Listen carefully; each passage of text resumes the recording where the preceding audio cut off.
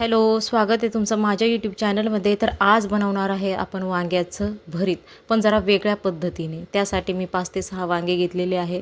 Medium साईजची वांगी घ्यायची आहे. जास्त बारीकही नका घेऊ आणि जास्त मोठीही नका घेऊ. त्यानंतर मी पाण्यामध्ये वांग्याला स्वच्छ धुवून घेतलं. त्यानंतर मागचं देठ वगैरे त्याचं काढून टाकलेलं आहे. वांगे आता 2 भागामध्ये व्यवस्थित कट करून घ्या.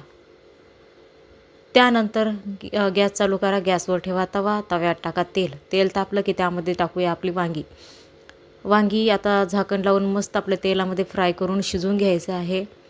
आता आपली वांगी दोन्ही साईडनी व्यवस्थित भाजलेली आहे आणि शिजलेली पण आहे.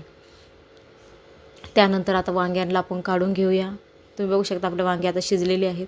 तर वांगे आता काढून घेऊ. नंतर परत त्याच तव्यामध्ये आपण टाकू तेल. त्याला टाका जिरे चांगले फ्राय झाले की त्यात टाका कढीपत्ता चांगला तडतडला की त्यामध्ये आपण टाकूयात आपलं बारीक कुटलेला लसूण. त्यानंतर व्यवस्थित लसूण पण आपण व्यवस्थित भाजून घेऊया. लसूण चांगला तेलामध्ये भाजला गेला की त्यामध्ये टाकूया कांदा चांगला इकडून तिकडून हलवून घ्यायचा आहे 4 ते 5 मिनटं. जोपर्यंत कांदा लाल होत नाही तोपर्यंत आपण त्याला भाजून घ्यायचं आहे. कांद्यामुळे आपल्या भरताला एक चांगली चव येईल. त्यानंतर टाका मीठ चांगलं व्यवस्थित मिक्स करून घ्या. त्यानंतर आपण यामध्ये ॲड करणार आहोत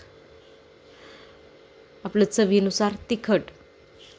मी इथे मिरची पावडर वापरलेली आहे. जर तुम्हाला मिरची वाटून टाकायची असेल तर तुम्ही मिरचीसुद्धा वाटून टाकू शकता. मी याच्यामध्ये टाकलेली हळद, चवीनुसार मिरची आणि आता मिक्स करून घेणार आहे. तुमच्याकडे वांग्याचं भरीत कसं बनवतं सांगा बरं, मला कमेंट करून नक्की सांगा. आता त्याच्यानंतर आपले जे भाजलेले वांगे आहेत ते आपण मसाल्यामध्ये टाकणार आहोत आणि चांगलं मॅशरनी मॅश करून घ्यायचं आहे जोपर्यंत मसाला आणि आपले वांगे एकजीव होत नाही.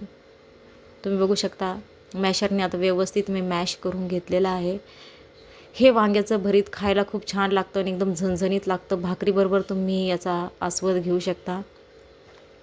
टिफिनसाठी ही एक चांगली रेसिपी आहे. आता व्यवस्थित आपलं भरीत आणि आपला जो मसाला आहे तो मिक्स झाला आहे. आता त्यामध्ये टाका हिरवीगार कोथिंबीर कट करून 2 ते 3 मिनटं व्यवस्थित हलवून घ्या.